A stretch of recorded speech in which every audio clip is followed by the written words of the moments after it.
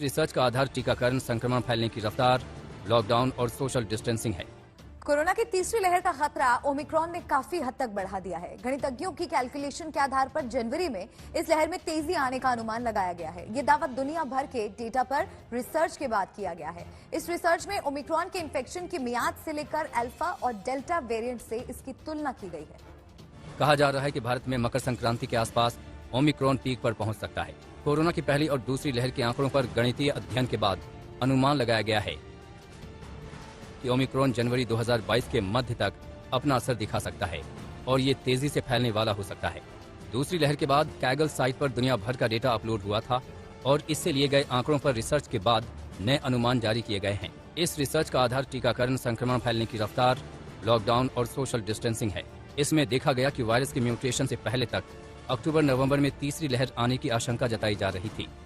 देश में ओमिक्रॉन का खतरा लगातार बढ़ता जा रहा है। कल राजधानी दिल्ली में भी ओमिक्रॉन के 2 मामले सामने आए। इसी के साथ अब देश में कोरोना के इस नए वेरिएंट के कुल 33 मामले हो गए हैं। लेकिन इतने खतरे के बीच भी देश के बाजारों और सार्वजनिक जगहों पर भीड़ बढ़ती जा रही है। लोग सोशल डिस्टेंसिंग और मास्क पहनने में भी लापरवाही बरत रहे हैं।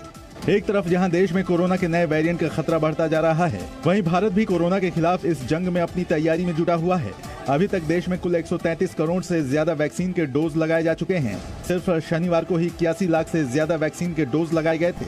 जिस देश ने कोरोना की 2 लहरों का दंश झेला हो, उसके लिए ये आंकड़ा किसी बड़ी उपलब्धि से कम नहीं है। फ्रांस में कोरोना ने कहर मचा रखा है। हालात इतने खराब हैं कि अब अस्पतालों में भी बेड्स की किल्लत होने लगी है। सिर्फ गुरुवार को ही यहाँ 2500 से ज्यादा कोरोना के नए मामले सामने आए हैं। फ्रांस की प्रधानमंत्री ने लोगों से बिना जरूरी हुए कम से कम बाहर निकलने को मना किया है। साथ ही डिस्को और ज्यादा भीड़ भाड़ वाली जगहों को बंद कर दिया गया है। ब्रिटेन की स्वास्थ्य सुरक्षा एजेंसी ने शुक्रवार को एक बयान में कहा कि कोरोना वैक्सीन की बूस्टर खुराक ओमिक्रॉन के खिलाफ कारगर है। एजेंसी के मुताबिक बूस्टर डोज इस संक्रमण के मामलों में 70 से 75% तक कारगर साबित हो सकती है। कोरोना की बूस्टर डोज से न सिर्फ प्रसार की रफ्तार धीमी होती है, बल्कि इससे होने वाला नुकसान भी कम होता है।